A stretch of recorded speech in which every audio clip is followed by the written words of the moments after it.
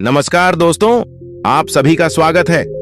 दोस्तों, आज के इस कहानी के जरिए में मन को वश में करने के लिए क्या करें, बुद्ध की कहानी शेयर करके आपको बताने वाला हूं कि आप मन को वश में करने के लिए क्या कर सकते हैं। तो बिना समय को गंवाए चलिए जानते हैं कि हम सब मन को वश में करने के लिए क्या कर सकते हैं। अगर आप इस कहानी के पीछे के तर्क को समझ लें तो आपका दिमाग काबू में हो सकता है। जब मैंने पहली बार यह कहानी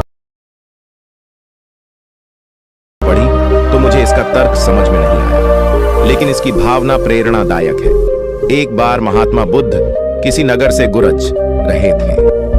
बुद्ध की नजर एक कपड़ा व्यापारी पर पड़ी जो उदास और निराश दिख रहा था। बुद्ध उसके पास गए और पूछा, हे भक्त, तुम इतने दुखी क्यों हो? यदि आप मुझे अपनी चिंता के बारे में बताएं तो मैं आपकी मदद कर सकता हूं। कपड़ा व्यापारी ने बुद्ध को प्रणाम किया और उन्हें अंदर आमंत्रित किया। व्यापारी ने कहा कि जब से मेरी पत्नी की मृत्यु हुई है तब से मेरे छोटे बेटे की देखभाल के लिए घर पर कोई नहीं है, इसलिए मैं हमेशा उसे अपनी दुकान पर लाता हूँ। लेकिन वह मेरी दुकान पर आने वाले हर ग्राहक की पगड़ी उतार देता है और कभी कभी उनका बैग उठाकर बाहर फेंक देता है। मैंने डांट के बहुत समझाने की कोशिश की, लेकिन वह नहीं समझा। उसकी हरकतों से मेरे सभी ग्राहक अपमानित महसूस करते हैं और वापस चले जाते हैं। बुद्ध ने कहा, मैं तुम्हारी मदद कर सकता हूं, लेकिन तुम मुझसे वादा करो कि तुम मेरे किसी भी काम में हस्तक्षेप नहीं करोगे, न ही कोई सवाल पूछोगे। व्यापारी बुद्ध से एक वादा करता है। अगले दिन बुद्ध पगड़ी पहनकर आए और ग्राहक की तरह बैठे। व्यापारी के बेटे ने आकर बुद्ध की पगड़ी उछाल दी।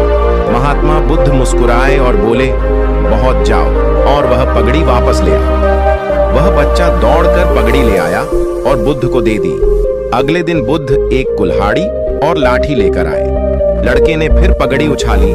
बुद्ध ने लड़के को एक कुल्हाड़ी और लकड़ी दी और कहा, जाओ, इस लकड़ी को काटो। व्यापारी को थोड़ा डर था कि कहीं उसके बेटे को चोट न लग जाए, लेकिन उन्हें अपना वादा याद था।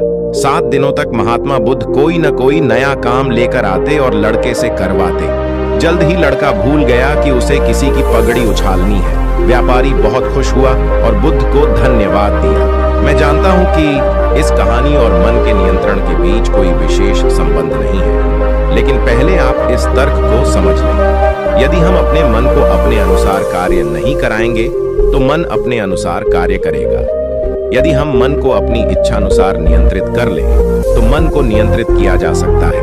मन 2 तरह से काम कर सकता है। पहला, मन अपनी इच्छानुसार काम कर सकता है, या दूसरा, हम मन से अपनी इच्छानुसार काम करा सकते हैं।